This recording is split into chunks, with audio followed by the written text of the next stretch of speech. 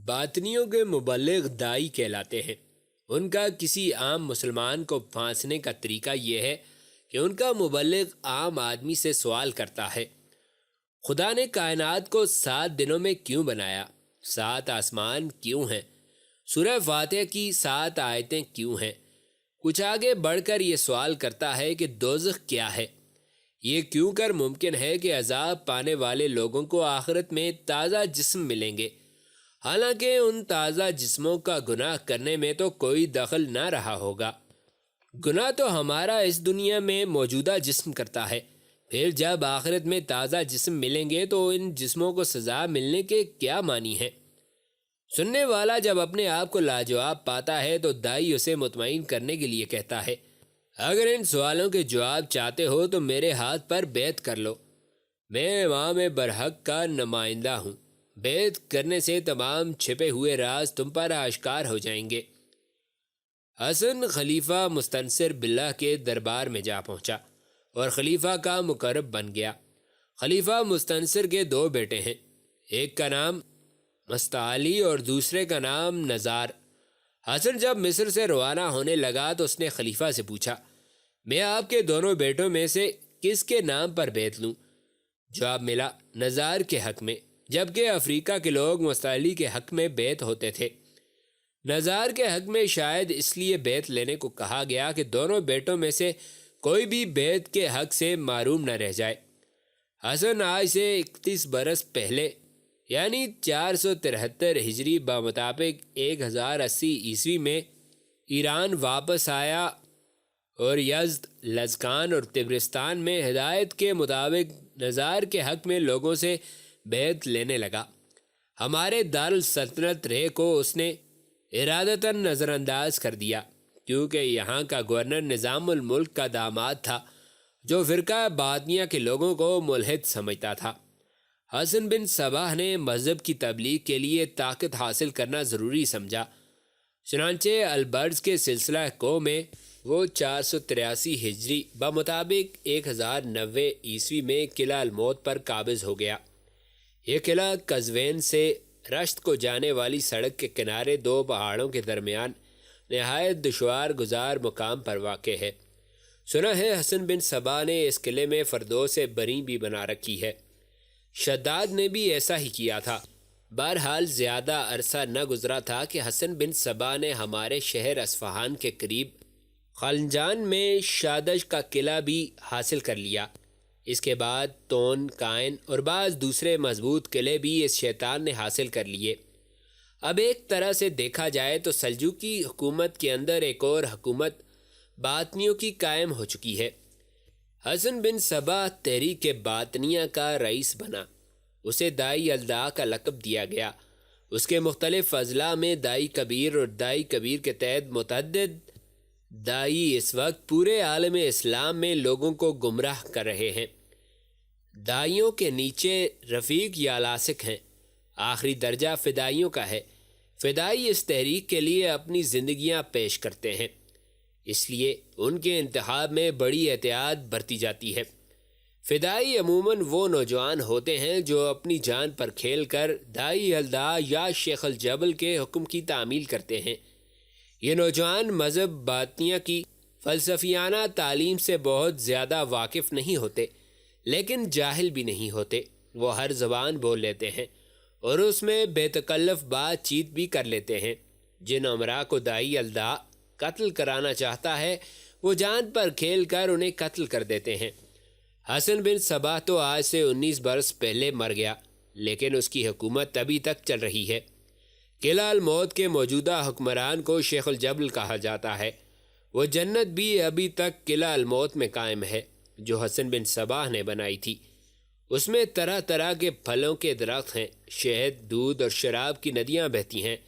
دنیا کی حسین ترین عورتیں اغوا کر کے یہاں لائی جاتی ہیں۔ یہ ساز و سامان مہیا کر کے باطنی لوگوں کو بتاتے ہیں کہ یہ واقعی ایک بہشت ہے اور جسے وہ لوگ فردوس بری کہہ کر پکارتے ہیں۔ بہشت میں صرف اسی نوجوان کو داخل ہونے کا موقع ملتا ہے جسے یہ لوگ فدائی بنانا چاہتے ہیں۔ اس کی صورت یہ ہوتی ہے کہ جنت کے شیدائی کو ایک خاص سفوف گھول کر پلا دیا جاتا ہے۔ ابھی کل ہی حکیم اصفہانی کی تشخیص سے معلوم ہوا کہ وہ صفوف حشیش ہے۔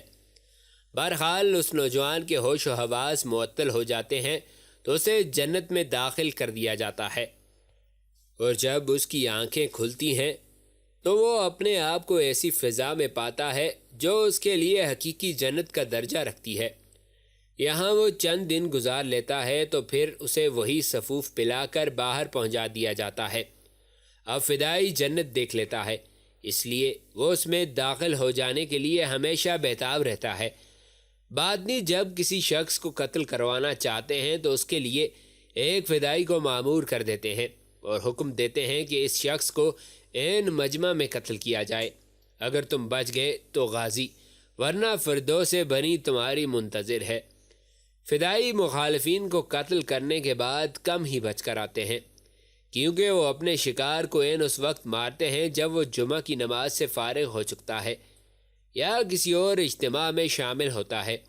ان کی فردوس بری کی آرزو اتنی شدید ہوتی ہے کہ وہ ہر وقت موت کو خوش آمدید کہنے کے لیے تیار رہتے ہیں۔ میرے عزیز طلباء، فی زمانہ ہم فدائیوں کے ہاتھوں بے حد پریشان ہیں۔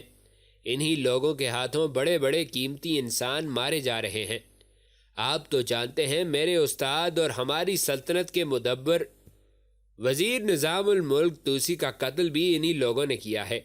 یہ 484 ہجری بمطابق 1091 کی بات ہے، گویا آج سے صرف 22 سال پہلے۔ نظام الملک توسی حج کے لیے جا رہے تھے کہ راستے میں کسی فدائی نے ان کے خیمے میں داخل ہو کر اپنا خنجر ان کے سینے میں پیوست کر دیا۔ نظام الملک باطنی تحریک اور بالخصوص حسن بن صباح کے فدائی نظام کو ملت کے لیے تباہ کن سمجھتے تھے۔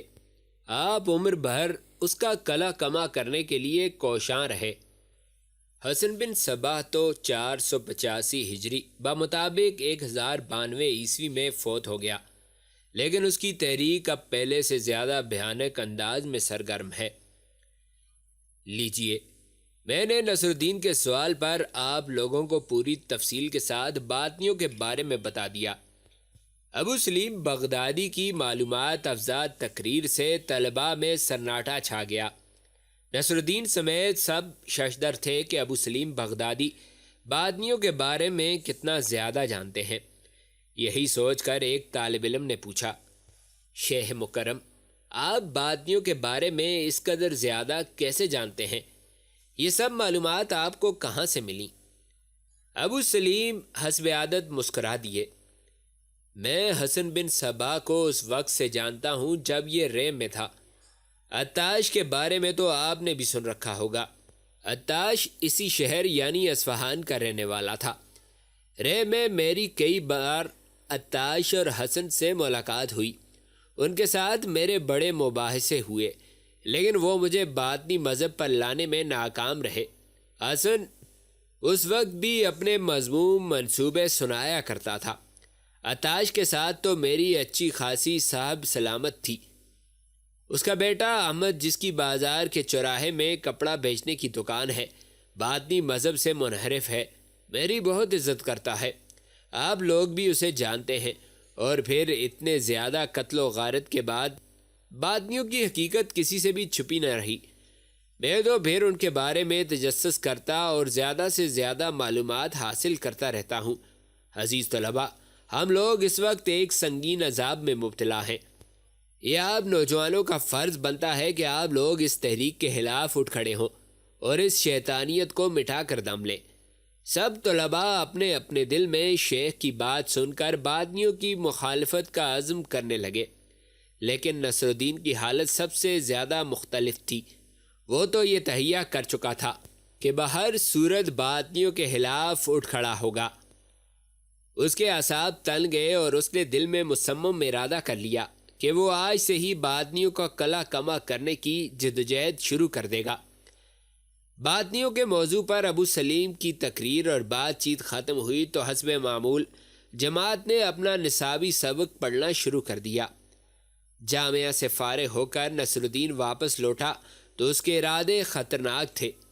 وہ گھر آیا، اس نے اپنے بوڑھے ماں باپ کو کچھ نہ بتایا اور باطنیوں کے خلاف طرح طرح کے منصوبے بنانے لگا۔ رات تک وہ گھر میں ہی موجود رہا اور مختلف قسم کی تیاریاں کرتا رہا۔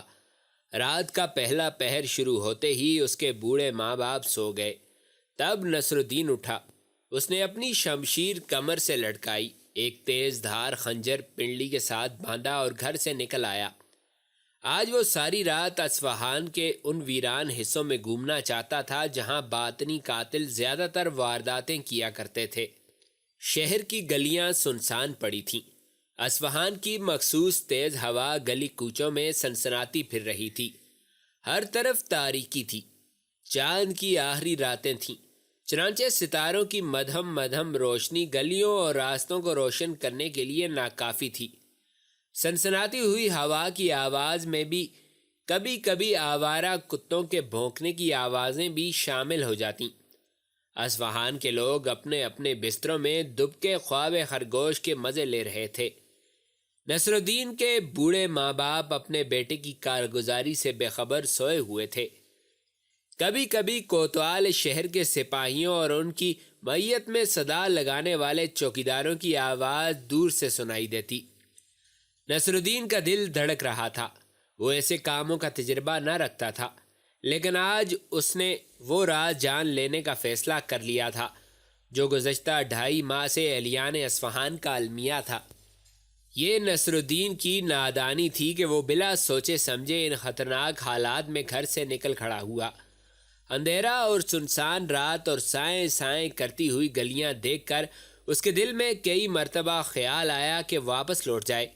وہ سپاہی نہیں تھا، طالب علم تھا، لیکن اس نے اپنے دل میں آنے والے خیال پر عمل نہ کیا اور بدستور خود کو سمجھاتے ہوئے آگے سے آگے بڑھتا چلا گیا۔ اسے یہ بھی ڈر تھا کہ کوتوال شہر کے سپاہی اسے پراسرار قاتل سمجھ کر بغیر کوئی پوچھ گچھ کیے تیروں کا نشانہ ہی نہ بنا ڈالیں۔ وہ ایک ایک قدم بڑی احتیاط سے اٹھا رہا تھا۔ کبھی کبھی کوئی الو پھڑپھڑاتا ہوا اس کے سر پر سے گزرتا تو وہ دہل جاتا۔ وہ اپنے طور پر جاسوسی کرنے نکلا تھا، لیکن اب اسے احساس ہو رہا تھا کہ یہ کام اتنا آسان نہیں جتنا اس نے سمجھا ہے۔ لیکن نصر الدین نے اپنا فیصلہ نہ بدلا اور اس تاریک رات کی پراسراریت میں ایک پراسرار شخص کی طرح گلی در گلی موڑ در موڑ ایک سائے کی صورت چلتا رہا۔ مہان اسے اپنے سامنے تاریک موڑ پر ایک سیاہ دھبا دکھائی دیا۔ نصر الدین کا دل زور زور سے دھڑکنے لگا۔ اسے یقین ہو گیا کہ کوئی باطنی قاتل اس کی طاق میں گھات لگائے بیٹھا ہے۔ ایک مرتبہ تو نصر الدین کی سانسیں بے ترتیب ہو گئیں۔ گلی میں سنسناتی ہوئی تیز ہوا اور تاریکی اس سیاہ دھبے کی پراسراریت میں اضافہ کر رہی تھیں۔ نصر الدین دیوار کے ساتھ چپک کر کھڑا ہو گیا اور نہ جانے کتنے لمحے یوں ہی کھڑا رہا۔ اتفاق سے اسی وقت آوارہ کتوں کا ایک غول ایک دوسرے کے پیچھے دوڑتا ہوا اسی موڑ پر آ نکلا۔ نصر الدین کے اعصاب مزید تن گئے۔ اس نے سمجھا کہ آوارہ کتے گھات میں بیٹھے ہوئے پراسرار قاتل پر حملہ کر دیں گے، لیکن کتے اس حیولے کے پاس سے بے پرواہ ہو کر گزرتے چلے گئے۔ تب نصر الدین کی جان میں جان آئی اور اسے معلوم ہوا کہ سیاہ دھبا کوئی گھات میں بیٹھا ہوا قاتل نہیں بلکہ کوئی بڑا سا پتھر یا ایسی ہی کوئی بے جان چیز ہے۔ اس قدر خوفزدہ ہونے کے بعد نصر الدین کے لیے ممکن نہیں تھا کہ وہ اپنے ارادے پر مزید قائم رہتا اور جاسوسی کے لیے مزید آگے بڑھتا۔ اس نے گھر واپس جانے کا فیصلہ کر لیا، لیکن یہ سوچ کر اس کا دل بیٹھ گیا کہ وہ تو اپنے گھر سے کافی دور نکل آیا ہے، غالباً شہر کے آخری محلے کے نزدیک۔ موسم خنک تھا، لیکن اس کے باوجود نصر الدین کا بدن پسینے میں شرابور ہو گیا۔ اس نے واپسی کے لیے قدم اٹھایا اور لمبے لمبے ڈگ بھرتے ہوئے چھوٹی گلیوں کی بجائے بڑے راستے سے گھر جانے کا فیصلہ کیا۔ راستے میں اصفہان کا مشہور دعوت خانہ پڑتا تھا۔ یہی سوچ کر نصر الدین نے یہ راستہ اختیار کیا تھا کہ دعوت خانے کے نزدیک سے گزرتے ہوئے اس کا دل کم خوفزدہ ہوگا، لیکن ابھی تک اس کی حالت غیر تھی۔ اصفہان کے لوگ وقت عشاء کے ساتھ ہی جوں گھروں میں گھستے تو پھر طلوع آفتاب کے وقت ہی باہر نکلتے۔ بھونکتے ہوئے کتوں اور سنسناتی ہوئی ہواؤں کے علاوہ اس وقت اصفہان کی گلیوں میں کچھ نہ تھا۔ مان نصر الدین کے کانوں میں کوئی آواز پڑی اور وہ اپنی جگہ یوں اچھلا گویا اس پر کسی نے پیچھے سے حملہ کر دیا ہو۔ وہ بری طرح ڈر چکا تھا۔ اب اس کے ذہن میں بھوت پریت کا خیال بھی آنے لگا۔ نصر الدین جہاں تھا وہیں رک گیا اور آواز کی سمت پر غور کرنے لگا۔ اسی وقت اسے کسی پیڑ سے الو کے بولنے کی آواز سنائی دی۔ تب نصر الدین نے سمجھا کہ اس سے پہلے سنائی دینے والی آواز بھی یقیناً الو کی ہوگی۔ اس نے سوچا کہ وہ بہت زیادہ ڈر چکا ہے، اس لیے اسے الو کی آواز بھی پراسرار لگی، لیکن ابھی وہ یہی سوچ رہا تھا کہ اسے ایک مرتبہ پھر وہی آواز سنائی دی۔ یہ یقیناً کسی انسان کی آواز تھی۔ نصر الدین کے جسم کا ایک ایک رونگٹا کھڑا ہو گیا اور اس کی ریڑھ کی ہڈی میں سردی کی تیز لہریں دوڑنے لگیں، حالانکہ اس کا جسم پسینے میں شرابور تھا۔ نصر الدین نے چار گوش ہو کر دوبارہ آواز کی سمت معلوم کرنے کی کوشش کی اور ٹھیک اسی وقت اسے آواز کی سمت معلوم ہو گئی۔ یہ آواز زیادہ دور سے نہ آ رہی تھی۔ سامنے ہی ایک گلی کے موڑ پر اسے کوئی انسانی حیولہ دکھائی دیا۔ ایک لمحے کے لیے نصر الدین کے دل میں خیال آیا کہ یہاں سے سر پر پاؤں رکھ کر بھاگ اٹھے اور اس انسانی حیولے سے دور چلا جائے جو اس کے خیال میں یقیناً پراسرار قاتل ہی تھا۔ لیکن اگلے لمحے اسے اس پراسرار حیولے نے پکارا۔ اب کی بار آواز اتنی واضح تھی کہ نصر الدین نے پکارنے والے کا ایک ایک لفظ سنا۔ یہ کسی بوڑھے آدمی کی صدا تھی۔ غالباً وہ نابینا تھا اور کسی کو مدد کے لیے پکار رہا تھا۔ نصر الدین نے نابینا فقیر کی آواز سنی تو یکا یک اس کی جان میں جان آئی اور اس کا ڈر جاتا رہا، کیونکہ وہ اس نابینا فقیر کو جانتا تھا۔ یہ فقیر دن بھر اصفہان کے بازار میں بھیک مانگتا تھا۔ نصر الدین نے اسے آواز سے پہچان لیا۔ یہ نابینا فقیر علوی مدنی تھا۔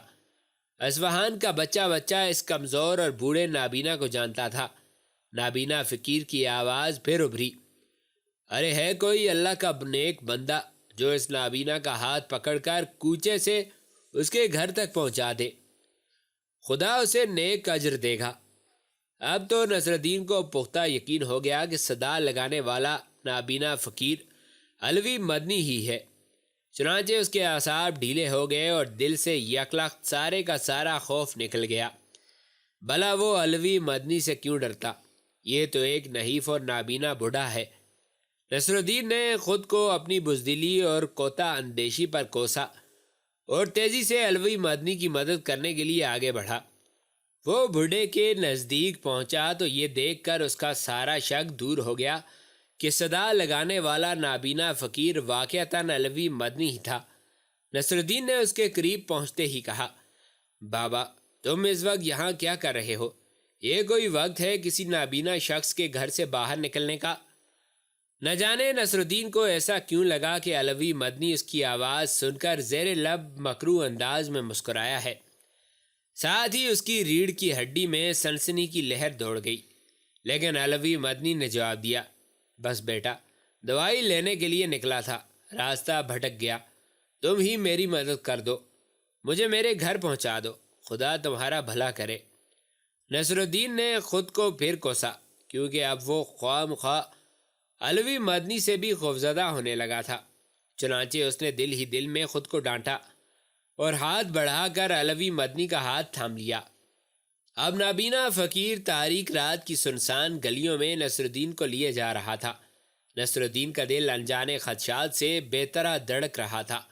وہ چاہتا تھا کہ جلد از جلد اس مصیبت سے چھٹکارا ملے اور وہ گھر جائے، لیکن علوی مدنی تھا کہ ایک گلی سے دوسری گلی اور دوسری گلی سے تیسری مڑنے کے لیے کہہ رہا تھا۔ بالآخر ایک تاریک ترین کوچے کے سرے پر پہنچ کر نصر الدین کی ہمت جواب دے گئی۔ اس نے علوی مدنی سے کہا، بس بابا اب اس سے آگے میں نہیں جا سکتا۔ آپ جانتے ہیں آج کل شہر کے حالات کتنے خراب ہیں، رات کے وقت تو کوئی گھر سے باہر بھی نہیں نکلتا۔ میں نے تو آپ کو یہاں تک پہنچا دیا ہے۔ لیکن علوی مدنی نے فوراً کہا، نہیں بیٹا ایسے مت کہو، ڈرو مت، مجھے آدھے راستے میں چھوڑ کر مت جاؤ۔ بے شک لوگ رات کو باہر نہیں نکلتے، لیکن تم تو نکلے ہو، تم تو بہادر ہو، مجھے میرے گھر تک پہنچا دو، خدا تمہاری مدد کرے گا۔ مگر نصرالدین کی چھٹی حس اسے آگے جانے سے روک رہی تھی۔ اس نے ایک نظر سنسان اور تاریک کوچے کی جانب دوڑائی۔ اس کا دل دہل گیا۔ نہیں بابا، میں نہیں جاؤں گا۔ اس نے علوی مدنی کے ہاتھ سے اپنا ہاتھ الگ کرنا چاہا، لیکن یہ دیکھ کر اس کے چھکے چھوٹ گئے کہ بوڑھے نابینا فقیر نے نصرالدین کا ہاتھ پوری قوت سے جکڑ لیا۔ نصرالدین کو یوں لگا جیسے بوڑھے علوی مدنی کا پنجہ فولاد کا بنا ہو۔ وہ تڑپ گیا۔ اس نے بڑی بے قراری سے جھٹکا دے کر اپنا ہاتھ چھڑانا چاہا، لیکن علوی مدنی کی گرفت اس کی توقع سے کہیں زیادہ مضبوط تھی۔ خاص طور پر یہ دیکھ کر نصرالدین کے 14 طبق روشن ہو گئے کہ علوی مدنی ساتھ کے ساتھ مسکرا رہا تھا۔ نصرالدین کو بوڑھے فقیر کی مسکراہٹ کسی خوفناک بدرو کی مسکراہٹ محسوس ہوئی۔ اسی اثنا میں بوڑھے فقیر نے کہا، اب کہاں جاتے ہو سلیم بغدادی کے چیلے؟ تمہیں اتنی رات گئے گھر سے نکلنے کو کس نے کہا تھا؟ کیا تمہیں خبر نہ تھی کہ اصفہان کی رات باطنیوں کی ہوتی ہے؟ نصرالدین کے لیے علوی مدنی کا یہ روپ اس قدر خوفزدہ کر دینے والا تھا کہ اس کی جان ہی نکل گئی۔ وہ اتنا ڈرا کہ اس کے بدن میں قوت کا نام و نشان باقی نہ رہا۔ اس کی ٹانگیں بری طرح کپکپانے لگیں۔ اگلے لمحے اسے چکر آیا اور پھر اس کی آنکھوں کے سامنے اندھیرے چھا گئے۔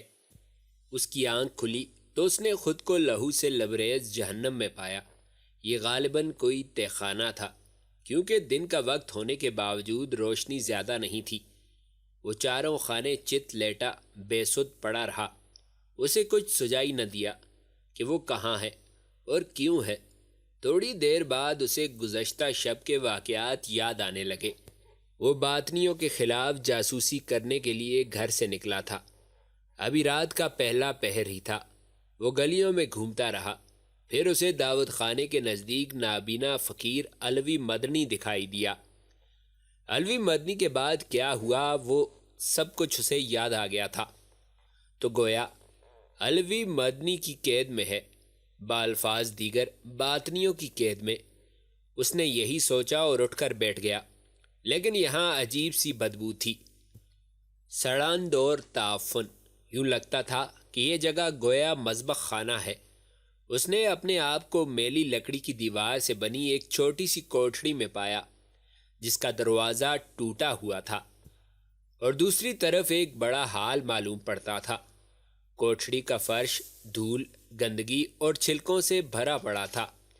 ایک کونے میں خشک گھاس کے بیچوں بیچ اسے کچھ ہڈیاں پڑی ہوئی دکھائی دیں۔ اگلے لمحے اس کا دل ٹخنوں میں جا اٹکا، کیونکہ یہ انسانی ہڈیاں تھیں۔ تعفن اور سڑانٹ کی ناگوار بدبو سے نصرالدین کا دماغ پھٹنے لگا۔ اسی اثنا میں اس کی نظر فرش پر جگہ جگہ لگے خون کے دبوں پر پڑی۔ اس کا چہرہ تو پہلے ہی فق تھا، اب اس کی آنکھیں بھی ماتھے تک جا پھیلی۔ خوف کی شدت اور بدبو کی ناگواری نے اسے مرنے کی حد تک پہنچا دیا تھا۔ اس نے اس گھٹن سے نکل کر بھاگ جانا چاہا۔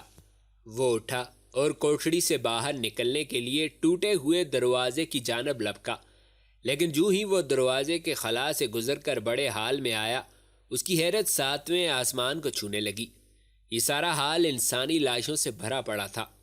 چاروں طرف مرد و زن کے مردہ جسم اور کٹے بھٹے اعضاء یوں بکھرے ہوئے تھے، گویا کسی سفاک درندے نے ان سب بے گناہوں کو چیر پھاڑ دیا ہو۔ کمرے کی دیواریں خون سے لت پت تھیں اور ستونوں پر لہو کے چھینٹے موت کے رقص کی تصویر بنا رہے تھے۔ کچھ ستونوں کے ساتھ لاشیں لٹک رہی تھیں، جن کی ہتھیلیوں اور پیروں میں مہیں گاڑ کر انہیں بے ایمانہ انداز میں قتل کر دیا گیا تھا۔ مردہ خانے میں لاشوں کی تعداد سینکڑوں میں تھی، جنہیں شمار کرنا حواس باختہ نصرالدین کے بس میں نہ تھا۔ مرنے والے فرش پر آڑے ترچھے پڑے تھے۔ بعض مردے دیواروں کے ساتھ ٹیک لگائے بیٹھے تھے، جن کی آنکھیں کھلی تھیں اور ان کے مردہ چہرے گل سڑ کر بھیانک ہو چکے تھے۔ بعض مردے ڈھانچے بن چکے تھے، بعض جسموں پر گوشت پھول کر دگنا ہو چکا تھا اور بعض کے جسموں کا کچا گوشت پھٹ کر باہر کی جانب ابھر رہا تھا۔ لاکھوں کروڑوں کی تعداد میں کیڑے مکوڑے ان سڑتی ہوئی لاشوں پر رینگ رہے تھے۔ نصرالدین ایک قدم بھی آگے نہ بڑھ سکا۔ اس نے دوڑ کر واپس اسی کوٹھڑی میں جانا چاہا جہاں اسے لا کر پھینکا گیا تھا، لیکن اچانک نزدیک ہی پڑے ایک مردے نے اس کی ٹانگ پکڑ لی۔ نصرالدین کے حلق سے پھنسی پھنسی سی چیخ نکل گئی اور وہ ٹھوکر کھا کر دھڑام سے منہ کے بل نیچے آ گرا۔ اب وہ ایک طرح سے اس مردے کے پہلو میں لیٹا ہوا تھا جس نے ہاتھ بڑھا کر نصرالدین کی پنڈلی کو جکڑ لیا تھا۔ نصرالدین نے تیزی سے مردے کے چہرے کی طرف دیکھا تو وہ زندہ تھا، لیکن اس کی آنکھیں اندر کی طرف دھنس چکی تھیں اور پیشانی کی ہڈی بڑھ کر باہر نکل آئی تھی۔ نصرالدین کی نظر اس کے پیٹ پر پڑی تو اس کے حلق سے ایک اور چیخ نکل گئی۔ نیم مردہ شخص کا پیٹ پھٹا ہوا تھا اور اس کی انتڑیاں باہر کی جانب لٹک رہی تھیں۔ نصرالدین خوف کی شدت کے باعث ایک جھٹکے سے اٹھ کھڑا ہوا اور اندر کی طرف بھاگا۔ اس کی حالت غیر تھی اور اس کے جسم کے ہر مسام سے بے پناہ پسینہ نکل آیا تھا۔ ہلدی کی طرح زرد چہرہ لیے نصرالدین کوٹھڑی کی ایک دیوار سے لگ کر بیٹھ گیا۔ اب اسے کٹے پٹے اعضاء اور رینگتے ہوئے کیڑے دکھائی نہ دے رہے تھے، لیکن اسی لمحے نصرالدین کی سماعت سے ایک کراہ کی آواز ٹکرائی۔ کسی نے پانی مانگا تھا۔ نصرالدین کا بدن تھر تھر کانپ رہا تھا۔ اس نے کراہ کی آواز کو سنا مگر انسنا کر دیا اور دل ہی دل میں آیات قرآنی کا ورد کرنے لگا، لیکن کراہنے والے نے دوبارہ پانی مانگا۔ اس کی آواز میں بڑا درد تھا۔ نصرالدین نے چاہا کہ اپنے کانوں میں انگلیاں دے لے تاکہ کراہتے ہوئے شخص کی آواز اسے سنائی نہ دے، لیکن ایسا ممکن نہیں تھا۔ کراہنے والے نے غالباً نصرالدین کو دیکھ لیا تھا، یہی وجہ تھی کہ وہ بار بار پانی طلب کر رہا تھا۔ آخر اس نے انتہائی دردناک لہجے میں کہا، ایک گھونٹ پانی ہی پلا دو۔ نصرالدین سے رہا نہ گیا۔ وہ دل کڑا کر کے اٹھا اور ایک بار پھر اسی جانب بڑھا جہاں سے دہل کر وہ بھاگا تھا۔ اس مرتبہ وہ ٹوٹے ہوئے دروازے سے حال میں داخل ہونے لگا تو اسے پھر وہی آواز سنائی دی، آہ پانی۔ نصرالدین نے دیکھا سامنے کی دیوار پر ایک شخص مسیحی صلیب کے سے انداز میں گاڑ دیا گیا تھا۔ نصرالدین کا کلیجہ منہ کو آنے لگا۔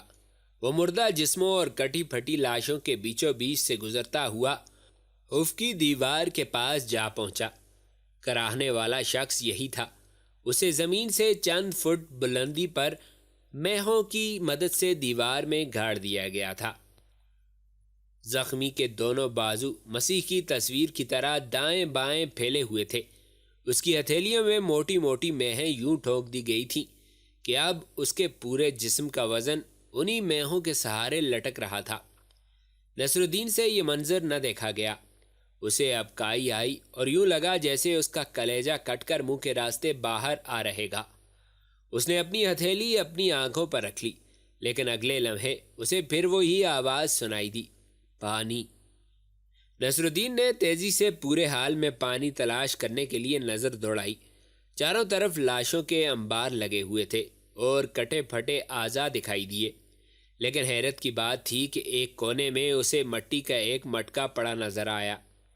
نصرالدین تیزی سے بھاگا اور مردوں کو پھلانگتا ہوا اس کے پاس جا پہنچا۔ اگلے لمحے جو ہی اس نے مٹکے میں جھانکا تو اس کی سانسیں رک گئیں۔ مٹکے میں پانی تو تھا، لیکن پانی کی سطح پر ایک کٹا ہوا انسانی ہاتھ تیر رہا تھا۔ پانی میں گندا خون اور انتڑیاں دیکھ کر نصرالدین کو سچ مچ کے آنے لگی۔ وہ کچھ نہیں کر سکتا تھا اور کراہتے ہوئے شخص کے کسی کام نہیں آ سکتا تھا۔ اتنی دیر میں لاشوں کے درمیان کھڑے رہنے اور گھومنے پھرنے کے بعد نصرالدین کو یوں لگا جیسے وہ بھی اسی ماحول کا حصہ ہے۔ اس کا سر چکرانے لگا تھا۔ آج نادرہ بیگم کی حویلی میں خصوصی کھانا پکایا جا رہا تھا۔ یہ دعوت کسی خوشی کے موقع کی نہ تھی۔ آج اس کے محل میں چند سرکردہ شہریوں کا اجلاس تھا۔ یہ سرکردہ شہری کون تھے؟ حاکم شہر، کوتوال شہر اور درویش منش ابو سلیم بغدادی کے علاوہ صرف ایک چوتھا شخص مدعو تھا، اور وہ تھا کراہتائی نوجوان لائت اسلامہ۔